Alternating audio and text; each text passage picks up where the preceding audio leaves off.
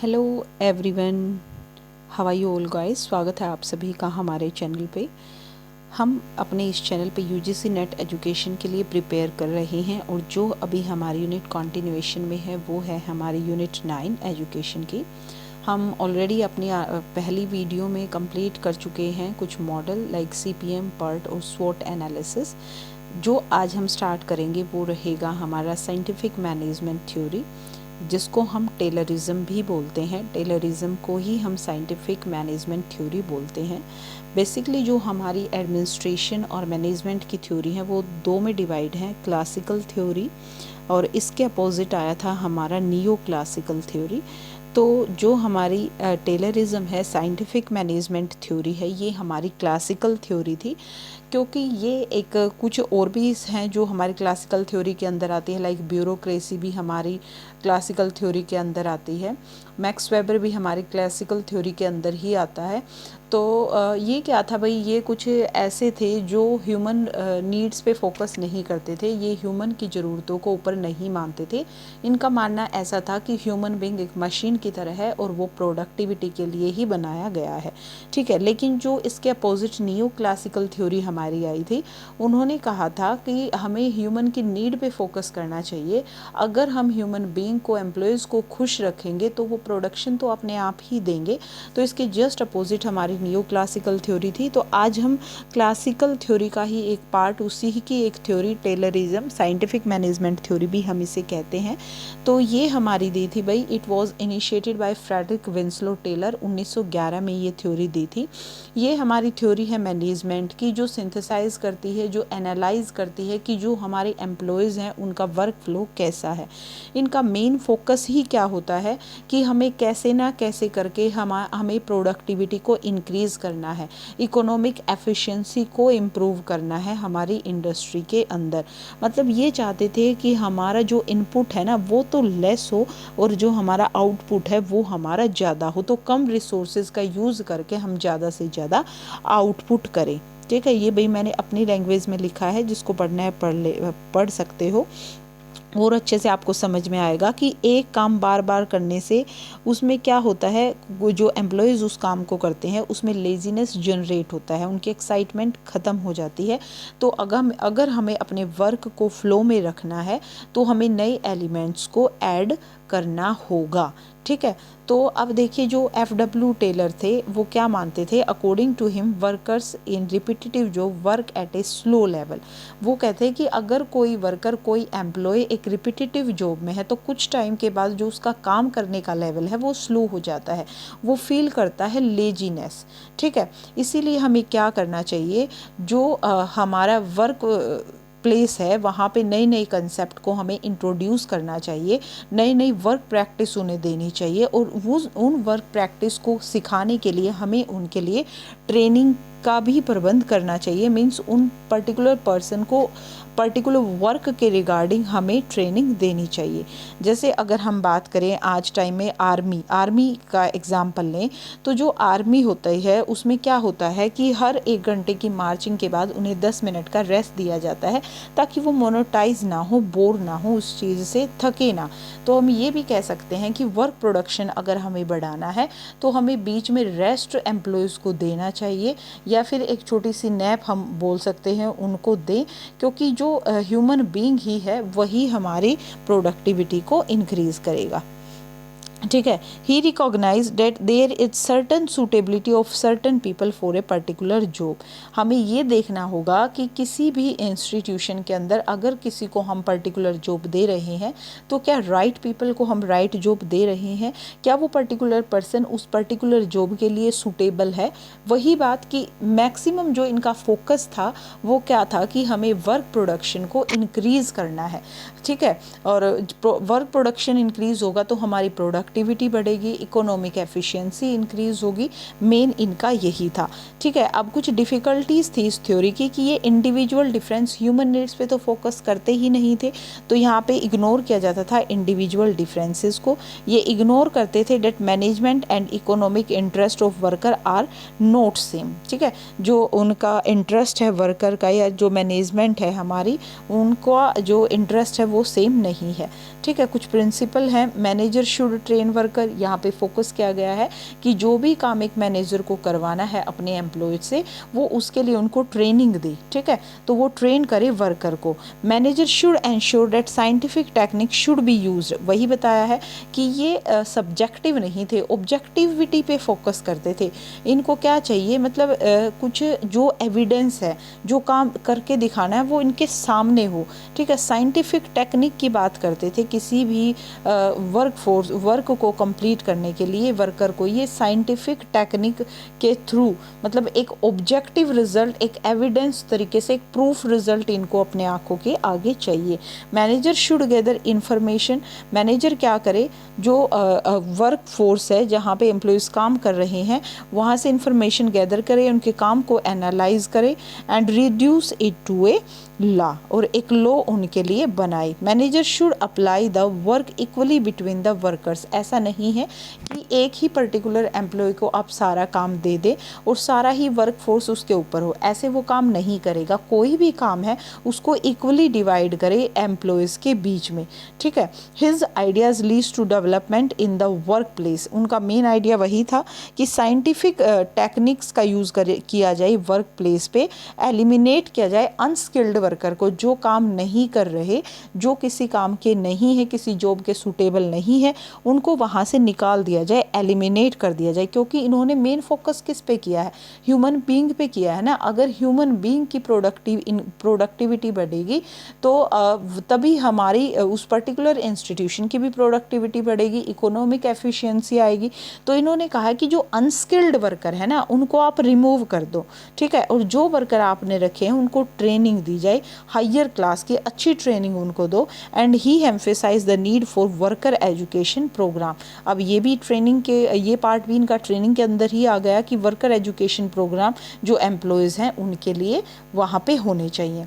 अब कुछ फीचर्स हैं भाई, ये थी हमारी FW टेलर की थ्योरी, जिन्होंने साइंटिफिक टेक्निक का यूज़ करने के लिए बोला है हमारे एडमिनिस्ट्रेशन में, मैनेजमेंट के अंदर और वर्क फोर्स के अंदर, जहाँ पे हम काम कर रहे हैं किसी भी इंस्टीट्यूशन में, कि वहाँ पे साइंटिफिक टेक्निक लाई जाए, तभी हमारी जो प्रोडक्टिविटी है वो बढ़ सकती है, ठीक है। और दूसरा, अगर आप एम्प्लॉयज़ उनके लिए सिलेक्ट कर रहे हैं तो उन एम्प्लॉयज़ को क्या दी जाए, ट्रेनिंग दी जाए, बेटर एजुकेशन प्रोग्राम उनके लिए सिलेक्ट किए जाएं ताकि वो अच्छे से अच्छा काम कर पाएँ।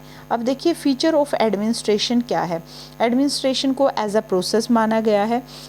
क्यों माना गया है? एडमिनिस्ट्रेशन एक प्रोसेस है जो कि चलता रहता है। यहाँ पे इंटीग्रेशन होता है ह्यूमन और मटेरियल रिसोर्सेज का। क्यों होता है इंटीग्रेशन दोनों रिसोर्स का? ताकि इफ़ेक्टिव अचीवमेंट हो। इफ़ेक्टिव अचीवमेंट कब होगी? जब किसी ऑर्गेनाइजेशन के गोल ऑब्जेक्टिव को हम अचीव कर पाएंगे। अब देखिए एडमिनिस्ट्रेशन ऐसे प्रोसेस में हम उनको अचीव कैसे करेंगे? जब हम प्लान करेंगे, चीज़ों को ऑर्गेनाइज करेंगे, डायरेक्ट करेंगे, ये सारे पॉइंट हम ऊपर पढ़ चुके, कोऑर्डिनेट करेंगे, फिर कंट्रोल करेंगे और लास्ट में इवेल्युएशन करेंगे परफॉर्मेंस को, ठीक है। It is there at all the level of education and in all the form of education in educational institution. तो एक एडमिनिस्ट्रेशन एज अ ब्यूरोक्रेसी है। ब्यूरोक्रेसी में क्या होता है भाई? जैसे पहले प्रिंसिपल है, प्रिंसिपल के नीचे वॉइस प्रिंसिपल है, वॉइस प्रिंसिपल्स के नीचे टीचर है, टीचर के नीचे स्टूडेंट है, ठीक है। एक तरीके से तानाशाही ब्यूरोक्रेसी में हम बता सकते हैं, मतलब एक हियरार्की चलती है। डायरेक्ट एक स्टूडेंट है वो प्रिंसिपल के पास नहीं जाएगा, तो वो मतलब अपना एक कम्युनिकेशन लेवल होगा, उसी के अकॉर्डिंग वो मूव करेंगे। तो एक नॉन इलेक्टिव गवर्नमेंट ऑफिशियल हम बोल सकते हैं जो कि पॉलिसी हमारी बनाते हैं। एक ह्यूमन रिलेशन अप्रोच है एडमिनिस्ट्रेशन की, जो क्या कहते हैं कि हमें ह्यूमन की नीड पे फोकस करना चाहिए। और ये कब आई थी ह्यूमन रिलेशन अप्रोच? ये बिल्कुल अपोजिट में आई थी हमारी क्लासिकल्स थ्योरी के, क्योंकि जो क्लासिकल थ्योरी आई थी उन्होंने क्या कहा था कि हम ह्यूमन की नीड पे उनका कोई फोकस नहीं था। They don't stress on the formal structure of organisation, ना वो फॉर्मल स्ट्रक्चर को मानते थे और वो नेग्लेक्ट करते थे ह्यूमन बीइंग का रोल, ठीक है। फिर इसी क्लासिकल थ्योरी के वे में कॉम्प्लीमेंट्री आई हमारी नियो क्लासिकल थ्योरी, जिनका क्या मानना था कि अगर हमें वर्क प्रोडक्टिविटी को बढ़ाना है तो हमें ह्यूमन की नीड पे फोकस करना पड़ेगा। तो ये थी भाई। अब वो जो थी वो हमारी फिर आई ह्यूमन रिलेशन अप्रोच, ठीक है। ह्यूमन रिलेशन थ्योरी भी आप उसको बोल सकते हैं, जो किसने दी थी? अब देखिए ये कुछ एडमिनिस्ट्रेशन पढ़ने के बाद जो फीचर है हमारे एडमिनिस्ट्रेशन, वो भी यहाँ पे ख़त्म हो जाते हैं। फिर एक थ्योरी हमारी आई थी जो कि हमारी थी ह्यूमन रिलेशन थ्योरी। ये एक नियो क्लासिकल थ्योरी थी जिसको प्रूव करने के लिए, जिसको स्टडी करने के लिए अलग अलग एक्सपेरिमेंट किए गए थे और उन एक्सपेरिमेंट से कुछ कंक्लूजन निकाले गए थे। हम वो पढ़ेंगे एक एक एक्सपेरिमेंट की क्या था और हर एक्सपेरिमेंट का कंक्लूजन क्या निकला था, वो भी हम स्टडी करेंगे। तो सबसे पहले भाई जो ये थ्योरी थी हमारी, ये थी ह्यूमन रिलेशन थ्योरी, ठीक है। और इसका फादर किसको माना जाता है, कई बार पूछ लिया जाता है who is the father of human relation theory, तो एल्टन मायो को ह्यूमन रिलेशन थ्योरी का फादर माना जाता है। अब इस जो एल्टन मायो था, इसने क्या स्टडी किया था, वर्कर के बिहेवियर को और उनके प्रोडक्शन को, कि कैसा प्रोडक्शन उनको अलग अलग कंडीशन में अगर हम उनको दें तो वो किस तरह की प्रोडक्टिविटी हमें देते हैं, ठीक है। तो उनके वर्कर के बिहेवियर को, प्रोडक्शन कैपेसिटी को विद साइकोलॉजी, फिजिकल, इकोनॉमिक और सोशल एस्पेक्ट्स के साथ उनको स्टडी किया गया था। अब देखिए जो ये ह्यूमन रिलेशन थ्योरी थी, ये इसको हॉथरन स्टडी भी बोला जाता है।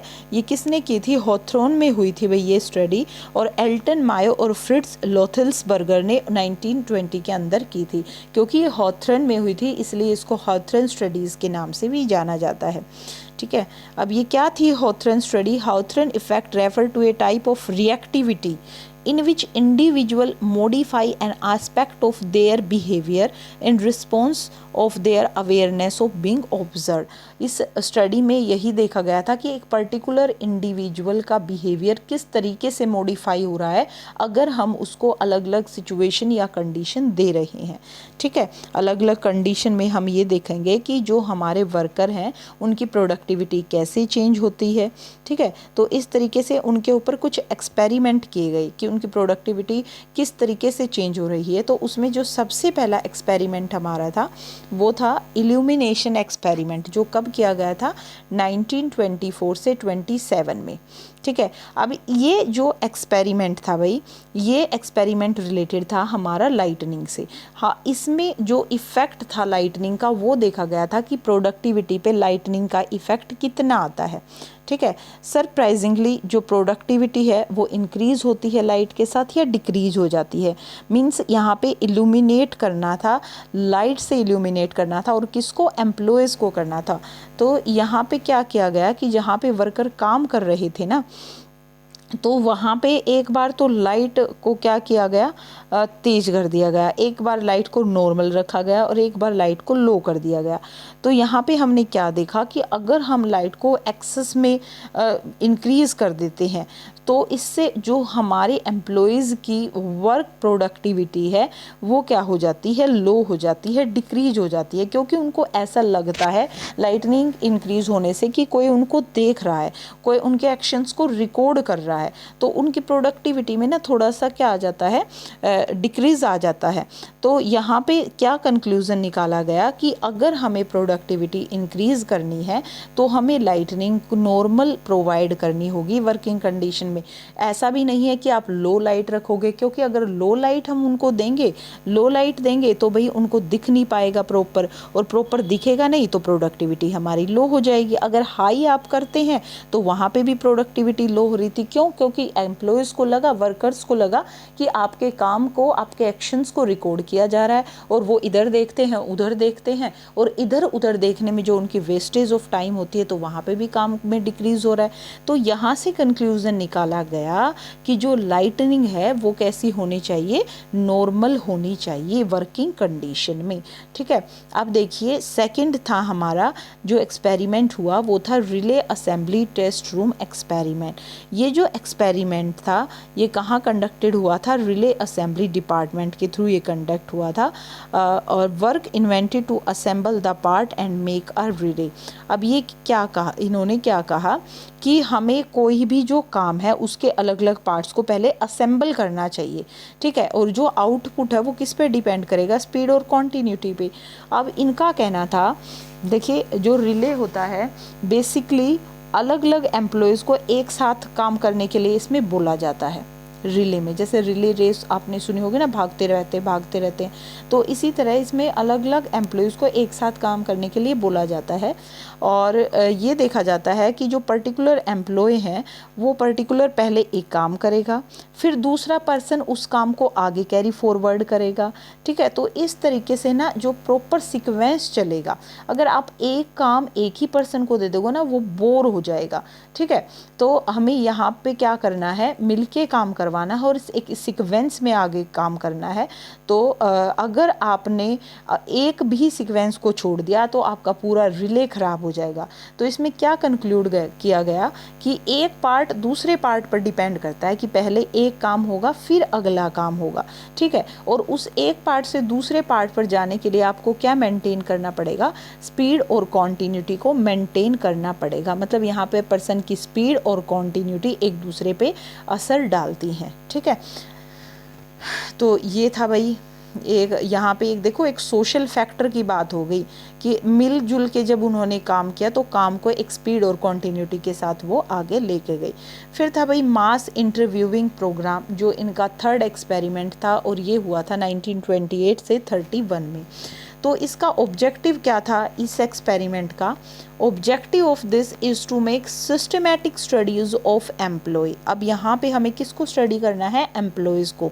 दे interview large number of worker. यहाँ पे जब एल्टन मायो ने एक्सपेरिमेंट किया तो उन्होंने क्या किया, इंटरव्यू लिया बहुत सारे वर्कर का with regard of their opinion of on work, की उनके ओपिनियन क्या है काम को लेके, जिस भी पर्टिकुलर इंस्टीट्यूशन में या बिजनेस में या किसी भी कंपनी में वो काम कर रहे हैं, तो उनके ओपिनियन क्या है। तो finding confirm that social factor, अब फाइंडिंग से कंक्लूजन क्या निकला कि जो सोशल फैक्टर है ना वो बहुत ज़्यादा इंपॉर्टेंट होते हैं वर्क एनवायरनमेंट में, ठीक है। इसमें एक ऑर्गेनाइजेशन के, देखो मैंने अब थोड़ा सा अपनी लैंग्वेज में भी लिख दिया ताकि सबको समझ आए।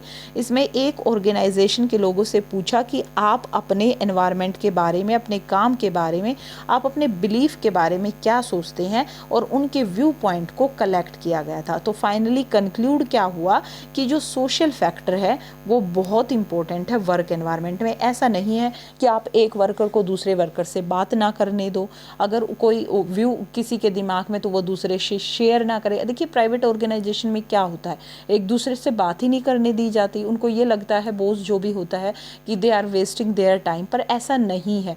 कई बार क्या होता है कि अगर कुछ चीज़ हमें नहीं आती तो हम दूसरे से पूछ के उस चीज़ को हम कैसे ना कैसे आगे मूव कराते हैं।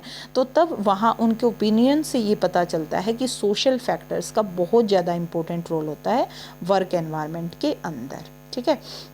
अब देखिए जो उनका लास्ट एक्सपेरिमेंट था पार्ट 4, जिसको नाम दिया गया that is the bank wiring experiment, जो हुआ था भाई हमारा 1931-32 में। इसमें जो एक्सपेरिमेंट हुआ था ये किस पे हुआ था, a group of 14 male worker in the bank wiring room के अंदर वर प्लेस्ड अंडर ऑब्जर्वेशन। उनको ऑब्जर्वेशन में रखा गया कितने दिनों तक, 6 मंथ के लिए। एंड वर्कर्स पे was dependent on group performance. और क्या देखा गया, जो वर्कर्स का काम है वो किस में डिपेंड करता है, ग्रुप की परफॉर्मेंस पे। अगर एक ग्रुप अच्छा है और एक ग्रुप ख़राब है, देखिए मैंने यहाँ लिखा है कि कुछ हमारे पास ऐसे एम्प्लॉय हैं जो जिनकी प्रोडक्टिविटी हाई है, और कुछ हमारे पास ऐसे एम्प्लॉय हैं जिनकी प्रोडक्टिविटी काफ़ी लो है, मतलब वो एम्प्लॉय काम जो करते हैं वो कम करते हैं। तो यहाँ पे आइडिया लगाया कि इन दोनों को साथ में काम करवाएं ताकि अच्छी संगति का असर पड़े। किस पे पड़े भाई, जो लो काम करने वाले हैं। पर हुआ क्या, हुआ इसके अपोजिट, ऐसा नहीं हुआ। उनमें क्या हो गया, म्यूचुअल एग्रीमेंट हो गया। जब दोनों ग्रुप को, जो ज़्यादा काम करने वाले थे और जो कम काम करने वाले थे, दोनों को एक साथ रखा गया तो उनमें म्यूचुअल एग्रीमेंट हो गया। जो लो लेवल वाले थे उन्होंने तो क्या कर दिया भाई, थोड़ा बहुत लेवल बढ़ा दिया, लेकिन जो हाई लेवल से काम कर रहे थे उनको देख के, लो लेवल वालों को देख के उनके काम का लेवल डिक्रीज हो गया। तो मतलब दोनों फिर से सेम लेवल पे आ गए ना तो वर्क प्रोडक्टिविटी यहाँ पे बढ़ी। तो कंक्लूजन क्या निकाला गया इन सारी चीज़ों को देख के, कि सोशल और साइकोलॉजिकल फैक्टर बहुत ज़्यादा रिस्पॉन्सिबल होते हैं। मतलब आप उनको साइकोलॉजिकल सेटिस्फेक्शन भी दो, उनकी जॉब की सूटेबिलिटी दो, उनकी जॉब की सेटिस्फेक्शन दो, इंसेंटिव टाइम टू टाइम आप उनको देते रहो। ऐसा नहीं है उनके व्यू पॉइंट को आप ना लो। अगर उनके कुछ व्यू पॉइंट है रिगार्डिंग द हाई, हम ये बोल सकते हैं कि मतलब उस पर्टिकुलर इंस्टीट्यूशन की ग्रोथ के लिए अगर उनके माइंड में कोई पॉइंट है तो उनका व्यू पॉइंट आप ज़रूर लें। ऐसा नहीं है कि बॉस ही माने नहीं मेरी कंपनी है तो फिर उनको क्या होता है, नहीं बॉस की है तो बॉस ही कर लेगा, पर ऐसा नहीं है। उनको भी हमें देखना पड़ेगा उनके साइकोलॉजिकल फैक्टर, जॉब सेटिस्फैक्शन, हर चीज़ को। Informal relation among worker influence their behaviour. ऐसा नहीं है कि मतलब एक फॉर्मल रिलेशन ही उनके बीच में होना चाहिए, नहीं। अगर वर्कर्स एम्प्लॉयज़ वहाँ पे काम कर रहे हैं तो उनके बीच में इनफॉर्मल बिहेवियर भी होना चाहिए, वो भी उनकी वर्क प्रोडक्टिविटी को इंक्रीज़ करता है। Employ perform better if they are allowed to participate in decision making. वही बात फिर से आ गई कि उनको भी डिसीजन लेने का हक है, एम्प्लॉयज़ को भी। आप उनको भी डिसीजन लेने का एक राइट दें ताकि जो उनकी प्रोडक्टिविटी है, काम करने की एक कैपेसिटी है, वो इंक्रीज हो जाए। Employ perform better if they think that management is interested in their welfare. और देखिए अब कोई भी एम्प्लॉय है वो भी किसी भी इंस्टीट्यूशन के अंदर काम अच्छे से कब करेगा, जब उनको लगेगा कि मैनेजमेंट भी कहीं ना कहीं हमारे वेलफेयर के बारे में सोच रही है। और वो वेलफेयर कैसे होगा, देखिए आप सैलरी तो उनको पर मंथ प्रोवाइड करते ही हैं, अगर वो अच्छा काम करते हैं तो आप उनको इंसेंटिव दें। जैसे दिवाली बोनस पे सबको सुना होगा, जो प्राइवेट ऑर्गेनाइजेशन होती हैं वहाँ पे उनको 15 दिन की या 1 मंथ की एक्स्ट्रा सैलरी दे दी जाती है या कुछ ऐसा और इंसेंटिव, ताकि उनकी जो वर्क परफॉर्मेंस है वो बढ़ जाए। नेक्स्ट है if employees are treated with respect then the performance will improve. अब ऐसा नहीं है कि बॉस उनको बिल्कुल एक रूडली बिहेव उनके साथ रखे, ऐसा नहीं होना चाहिए। वो एम्प्लॉयज़ हैं वहाँ पे, वर्क प्रोडक्शन उनसे है तो आप उनको रिस्पेक्ट दें ताकि जो उनकी परफॉर्मेंस है वो बढ़ जाए। और नेक्स्ट सोशल, साइकोलॉजिकल और फाइनेंशियल इंसेंटिव भी हमें किसको देना चाहिए, एम्प्लॉयज़ को देना चाहिए ताकि उनकी परफॉर्मेंस बढ़ जाए। तो ये थी भाई हमारी ह्यूमन रिलेशन थ्योरी, जिसमें 4 एक्सपेरिमेंट किए थे एल्टन मायर रोथल्सबर्गर के साथ मिलके। तो आई थिंक आपको ये समझ आ गई ही होगी। अगर किसी को कोई डाउट है तो you can put down your query in comment box and definitely I will try to solve your query. अगर वीडियो आपको अच्छी लगी तो वीडियो को लाइक करें, शेयर करें और चैनल को सब्सक्राइब करें। Thank you everyone.